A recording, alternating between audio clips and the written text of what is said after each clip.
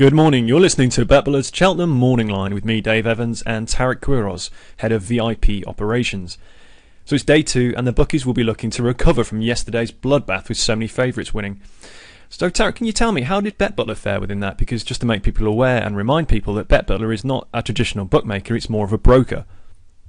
Exactly, Dave. Yes, we are a broker, and we do hedge our bets. So whereas you will go on to any normal bookmaker and have your bet on a particular horse, and they will give you a certain price as to what they're offering, you will come to us and we will find you the best price across the whole range of bookmakers that you can possibly imagine, and then we will tell you what the best price is, and then we will hedge those bets with that bookmaker.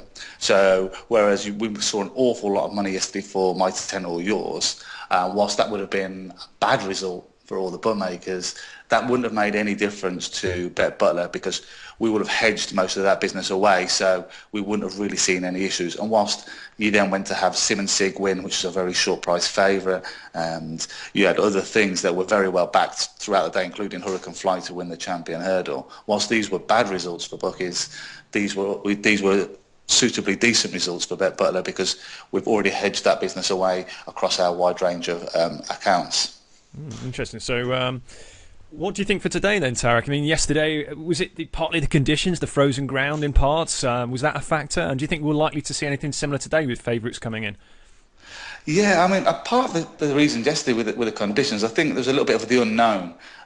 So many of the jockeys were probably unsure as to how the ground was going to fare, and we had some concerns over whether front runners were going to be able to last out, and it worked out in the first race. Champagne Fever pretty much led all the way, but Overturn and a couple of others, really, Rock on Ruby, tried to lead from the front and faded towards the end. I definitely would be with horses in the pack when you've got these bitterly cold crosswinds coming across, because it can't help front runners that are exposed to this. Any kind of horses that might be a highlight for that? Well, one of my highlights of the day is, as I mentioned a few days ago, is Buddy Bolero. We saw money for it last week, and you'll see money for it again today, and you will continue to see money for it, I believe, right up until the race. It's a big David Pod fancy. It's coming out of a yard that really likes this horse, and the chances are it'll be covered up, not exposed to the conditions, and with any luck it will come with a decent late run to take the honours. And just to remind people what race that's running in. That's the first race of the day, so hopefully you'll get off to a decent start in the 1:30.